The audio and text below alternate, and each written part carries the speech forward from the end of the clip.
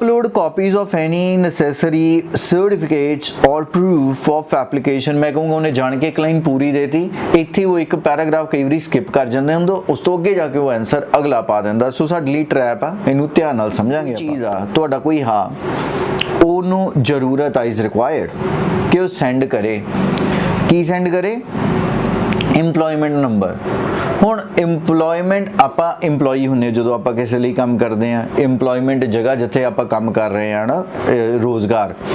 Employer ਹੁੰਦਾ ਜਿਹੜਾ ਬੰਦਾ ਸਾਨੂੰ ਆਪਣਾ ਰੋਜ਼ਗਾਰ ਦਿੰਦਾ, ਤੇ ਉਹ ਕਹਿੰਦਾ ਸੈਂਡ ਕਰੇਗਾ ਕੋਈ ਸਾਡਾ ਇੰਪਲੋਇਮੈਂਟ ਨੰਬਰ। ਹੁਣ ਟੈਕਨੀਕਲੀ ਆਪਾਂ ਜਦੋਂ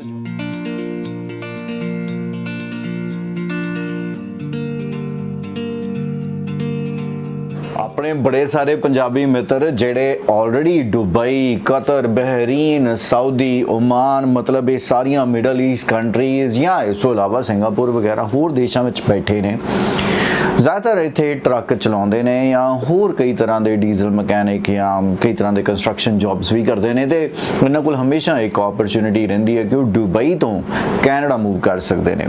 ਦੁਬਈ ਤੋਂ ਕੈਨੇਡਾ ਮੂਵ ਕਰਨਾ ਕਾਫੀ ਆਸਾਨ ਹੈ as compare to India to move ਕਰਨਾ, ਕਿਉਂਕਿ ਤੁਹਾਡੇ ਕੋਲ ਆਲਰੇਡੀ ਇੰਟਰਨੈਸ਼ਨਲ ਲਾਇਸੈਂਸ ਹੁੰਦੇ ਨੇ, ਇੰਟਰਨੈਸ਼ਨਲ ਕੰਪਨੀਜ਼ ਦੇ ਨਾਲ ਕੰਮ ਕਰਨ ਦਾ ਐਕਸਪੀਰੀਅੰਸ ਹੁੰਦਾ, ਤੇ ਉੱਥੇ ਬਹੁਤ ਸਾਰੇ ਲੋਕ ਨੇ ਜਿਹੜੇ ਤੁਹਾਨੂੰ ਸਪੋਰਟ ਕਰਦੇ ਨੇ ਕਿ ਤੁਸੀਂ ਉਹਨਾਂ ਦੇ ਲਈ ਕੈਨੇਡਾ ਆ ਜਾਓ, ਤਾਂ ਕਿ ਉਹਨਾਂ ਦੇ ਲਈ ਤੁਸੀਂ ਜੌਬ ਕਰਕੇ ਖੁਦ ਵੀ ਆਪਣਾ ਸੈਟਲ ਹੋਵੋ ਤੇ ਆਪਣੀ ਫੈਮਿਲੀ ਨੂੰ ਵੀ ਕੱਲ੍ਹ ਨੂੰ ਚਾਹੋ ਤੇ ਉੱਥੇ ਤੁਸੀਂ ਲੈ ਕੇ ਜਾ ਸਕਦੇ ਹੋ, ਜੋ ਕਿਸੇ ਹੱਦ ਤੱਕ ਮਿਡਲ ਈਸਟ ਕੰਟਰੀਜ਼ ਦੇ ਵਿੱਚ ਪੋਸੀਬਲ ਨਹੀਂ ਹੁੰਦਾ। ਅੱਜ ਦਾ ਜਿਹੜਾ ਵੀਡੀਓ ਹੈਗਾ ਉਹ ਤੁਹਾਡੀ ਹੈਲਪ ਦੇ ਲਈ ਆ, ਕਿਉਂਕਿ ਉੱਥੇ ਬੈਠੇ ਤੁਸੀਂ ਆਇਲਸ ਜ਼ਰੂਰ ਕਰਨਾ ਜੇ ਤੁਸੀਂ ਕੈਨੇਡਾ ਮੂਵ ਕਰਨਾ, ਲੇਕਿਨ ਸਭ ਤੋਂ ਜ਼ਿਆਦਾ ਪਰੇਸ਼ਾਨ ਕਰਨ ਵਾਲੀ ਚੀਜ਼ ਆ ਤੁਹਾਡੇ ਲਈ reading.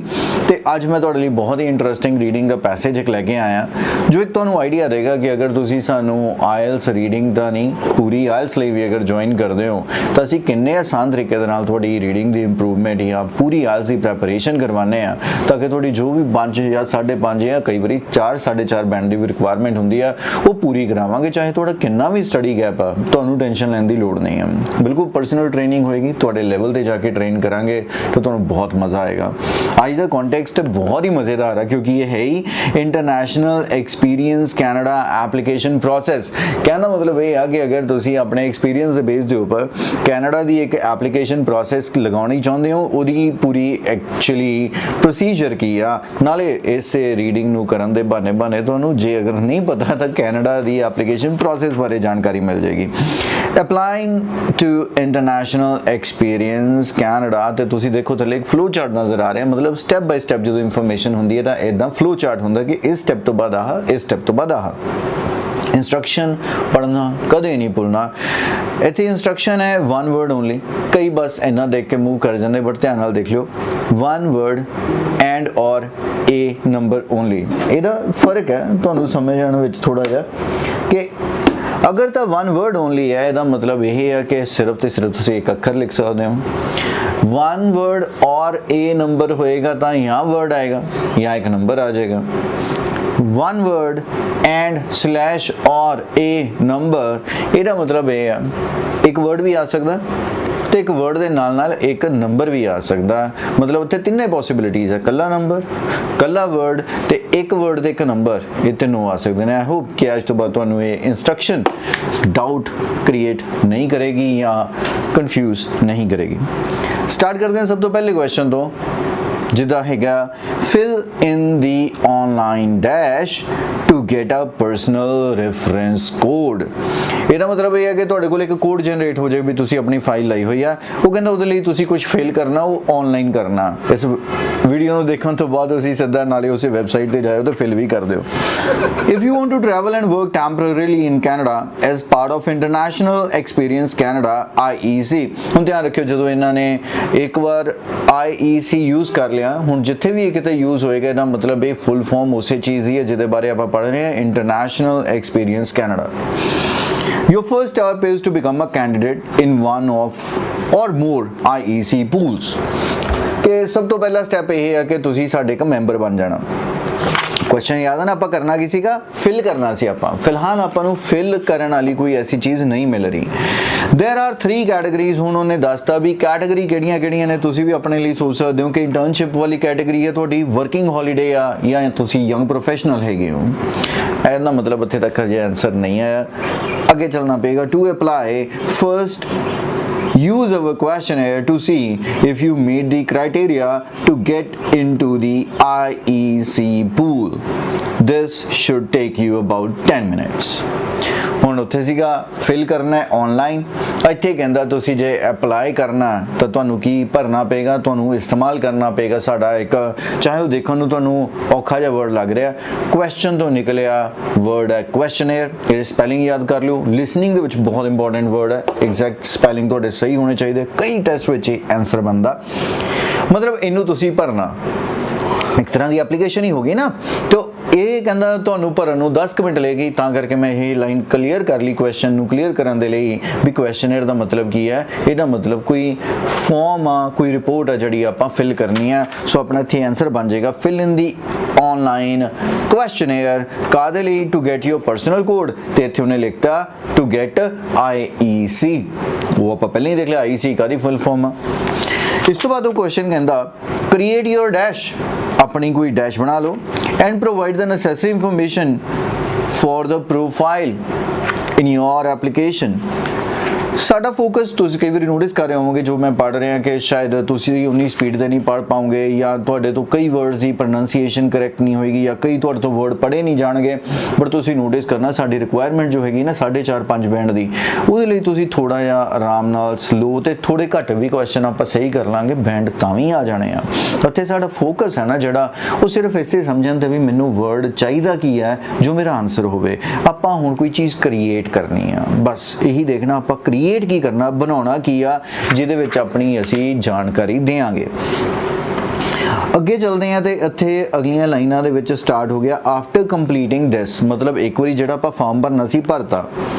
If you are eligible, ਸਾਨੂੰ ਪਤਾ ਐਲੀਜੀਬਲ ਦਾ ਮਤਲਬ ਕੀ ਹੈ, ਜੇ ਆਪਾਂ ਯੋਗ ਆ, ਯੂ ਵਿਲ ਬੀ ਸੈਂਟ ਆ ਪਰਸਨਲ ਕੋਡ, ਤੁਹਾਨੂੰ ਉਹ ਕੀ ਭੇਜ ਦੇਣਗੇ, ਇੱਕ ਕੋਡ ਭੇਜ ਦੇਣਗੇ which you should use to create, ਸਾਨੂੰ ਸੇਮ ਵਰਡ ਮਿਲ ਗਿਆ create, ਉਧਰ ਸੀਗਾ your online account full stop ਲੱਗ ਗਿਆ, ਇਹਦਾ ਮਤਲਬ ਇੱਥੇ ਹੀ ਮੇਰਾ ਆਨਸਰ ਪਿਆ। ਇੱਧਰ ਉਹ ਕਹਿੰਦਾ create your, ਇੱਧਰ ਵੀ ਕਹਿੰਦਾ create your, ਇੱਥੇ ਕਹਿੰਦਾ online account, ਲੇਕਿਨ ਅਸੀਂ ਇਹ ਦੋ ਵਰਡਸ ਨਹੀਂ ਫਿਲ ਕਰ ਸਕਦੇ ਕਿਉਂਕਿ ਇੰਸਟਰਕਸ਼ਨ ਕੀ ਕਹਿੰਦੀ ਸੀ, one word only। ਸੋ ਉੱਥੇ ਤੁਸੀਂ ਸੋਚੋ online ਆਊਗਾ ਜਾਂ account ਆਊਗਾ। ਜੇ अगर तुम सोचा ऑनलाइन तब बिल्कुल गलत, क्योंकि योर ऑनलाइन, लेकिन ऑनलाइन की कभी भी वन वर्ड होवे ते दो वर्ड्स इदा लिखे होण तां हमेशा पिछले वाला वर्ड लिखना ज़्यादा समझदारी है। एक्चुअली वो नाउन हुंदा, पहला वाला वर्ड उसे नाउन दा एक एक्सप्लेन करन लई, उहनूं जानकारी देण वधाउण दे लई एक एडजेक्टिव हुंदा एक तरह का। सो ऑनलाइन अगर कल्ला लिख देंगे फिल योर ऑनलाइन, गल नहीं बनूगी। फिल क्रिएट योर अकाउंट लिखांगे तो वो सही है। ऑनलाइन अकाउंट सानू लिखा नहीं दे रहा क्योंकि वर्ड एक ही अलाउड है। अगे चलते हैं इफ सेंट एन इनविटेशन, हुण साडा स्ट्रॉन्ग कीवर्ड आ गया इनविटेशन। आपां इनविटेशन दे नेड़े तेड़े जानकारी लभण दी कोशिश करांगे। You must accept this within, within तुसीं सोच के देखो आपां कित्थे यूज़ करदे हां, तो असीं भी उत्थे रहिंदे हो। मैनूं पता कई अपने जिहड़े हैगे ने फ्रेंड्स ने अरबी भी सिख ली है, उत्थों दी लोकल भाषा बोल लैंदे आ, बट विदिन आपां टाइम नाल यूज़ करदे आ। मैं उत्थे पहुंच जाऊंगा विदिन 20 मिनट्स, विदिन 2 डेज, इदां करके आपां यूज़ करदे आ। एप्लीकेशन एक बारी फाइल कर दो, इन्ने दिनां 'च तुहाडा वीज़ा आ जाऊगा। सो इत्थे विदिन आप टाइम पॉइंट ऑफ व्यू नाल लभना है। अगले ही पैराग्राफ की पहली लाइन च सानू इनविटेशन मिल गया। सो जिथे सानू मेन कीवर्ड मिल जाता अपना आंसर उसे लाइन च हुंदा। इनविटेशन वाली गल च कहंदा to proceed you will have 10 days to decide to accept or not. ले पंजाबी नूं तां 1 सेकंड दे दो, पंजाबी दे 1 सेकंड च कैनेडा दी इनविटेशन एक्सेप्ट कर लूगा, 10 दिन की तां लोड़ ही नहीं आपां नूं। सो इत्थे वो की क्लीयर हो गया, आपां नूं टाइम दी सानू फ्रेम चाहिदा सीगा।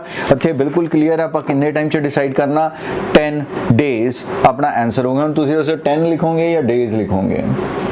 जेकर तुसीं कहा 10 गलत हो जाऊगा, जे तुसीं लिखोगे विदिन डेज तो इत्थे भी गलत हो जाऊगा। हुण अपनी साडी इंस्ट्रक्शन काम आई, वन वर्ड एंड और ए नंबर, मतलब मैनू एक वर्ड भी चाहिए तो मैनू एक नंबर भी चाहिए। सो इत्थे आंसर बन जाऊगा 10 days।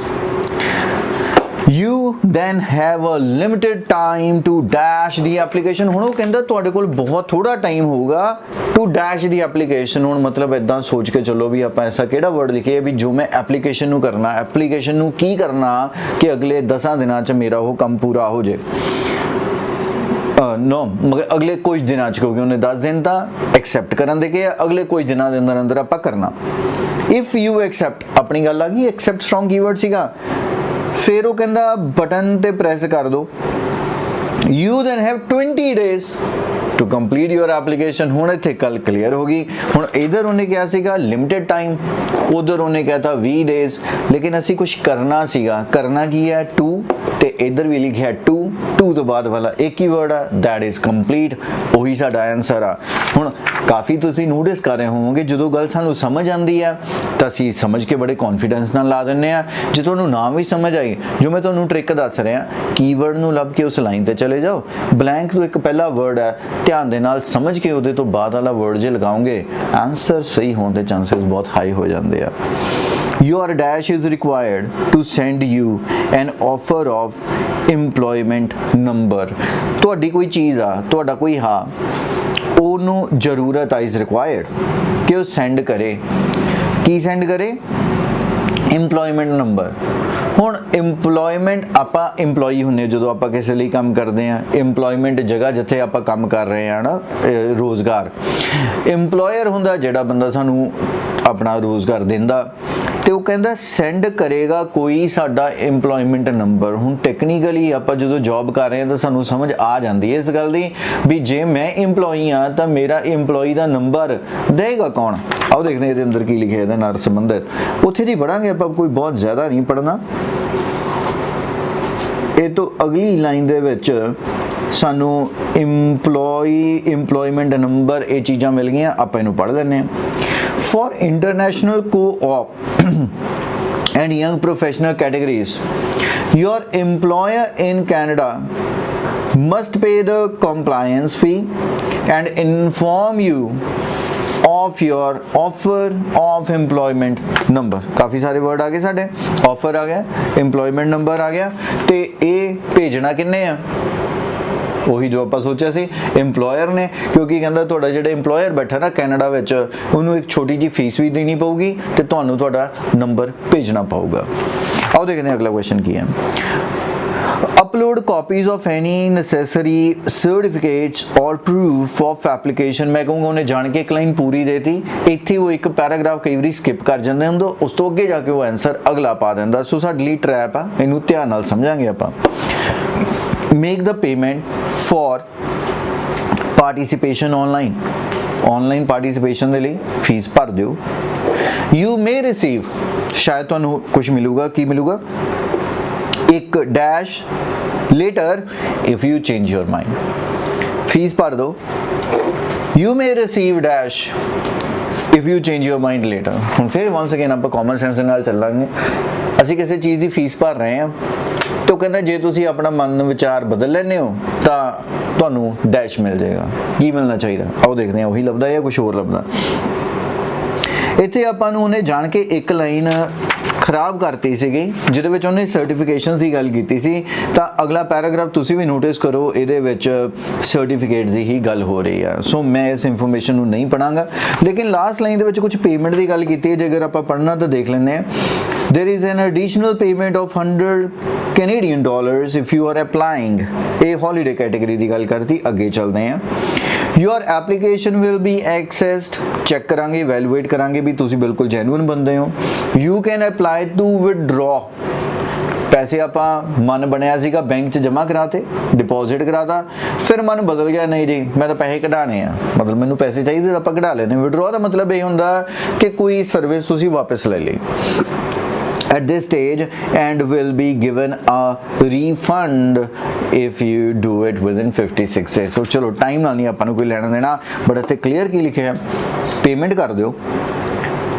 शायद you may receive a dash if you change mind, ते इधर भी उन्हें की क्या है, जे तुसी विड्रॉ कराना तो असी तुहानूं की देवांगे अ, इधर भी लिखिया अ ए तो बाद ਜਿਹੜਾ ਬਲੈਂਕ ਆ ਉਧਰ ਵਰਡ ਜਿਹੜਾ ਲਿਖਿਆ ਰਿਫੰਡ ਉਹੀ ਸਾਡਾ ਇੱਥੇ ਬਿਲਕੁਲ ਫਿੱਟ ਆ ਜਾਏਗਾ। ਤੁਸੀਂ ਨੋਟਿਸ ਕੀਤਾ ਹੁਣ ਤੱਕ ਹਰ ਇੱਕ ਆਨਸਰ ਸਾਨੂੰ ਬਿਲਕੁਲ ਇੱਕੋ ਤਰੀਕੇ ਨਾਲ ਮਿਲ ਰਿਹਾ, ਜਿਹਦੇ ਅਸੀਂ ਬਲੈਂਕ ਨੂੰ ਧਿਆਨ ਨਾਲ ਸਮਝ ਰਹੇ ਹਾਂ ਤੇ ਬਲੈਂਕ ਤੋਂ ਇੱਕ ਪਹਿਲੇ ਦਿੱਤੇ ਵਰਡ ਨੂੰ ਜੇ ਅਸੀਂ ਟਰੇਸ ਕਰ ਲੈਂਦੇ ਹਾਂ ਪੈਰਾਗ੍ਰਾਫ 'ਚ ਆਨਸਰ ਬੜੇ ਆਰਾਮ ਨਾਲ ਮਿਲਦਾ।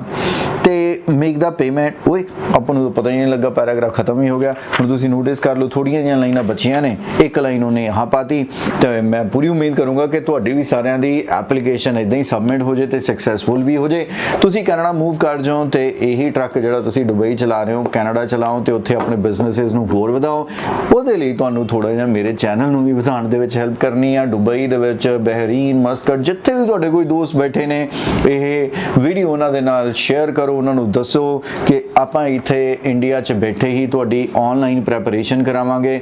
24 ਘੰਟੇ 'ਚੋਂ ਕੋਈ ਟਾਈਮ ਤੁਸੀਂ ਚੂਜ਼ ਕਰੋ, ਜਿਸ ਟਾਈਮ ਤੁਸੀਂ ਪੜ੍ਹਨਾ ਚਾਹੁੰਦੇ ਹੋ, ਤੁਸੀਂ ਕਿੰਨੇ ਦਿਨ ਕੰਮ ਕਰਦੇ ਹੋ, ਕਿਹੜੇ ਟਾਈਮ ਫ੍ਰੀ ਹੋ, ਇਹ ਸਾਨੂੰ ਤੁਸੀਂ ਦੱਸੋ। ਉਸ ਤੋਂ ਬਾਅਦ ਤੁਹਾਡੀ ਕੋਈ ਟੈਨਸ਼ਨ ਨਹੀਂ, ਅਸੀਂ ਤੁਹਾਡੀ ਟ੍ਰੇਨਿੰਗ ਕਰਾਵਾਂਗੇ ਤੇ ਤੁਹਾਡੇ ਪਹਿਲੀ ਵਾਰ ਦੇ ਵਿੱਚ ਆਇਲਸ ਦੇ ਬੈਂਡ ਦਵਾਵਾਂਗੇ।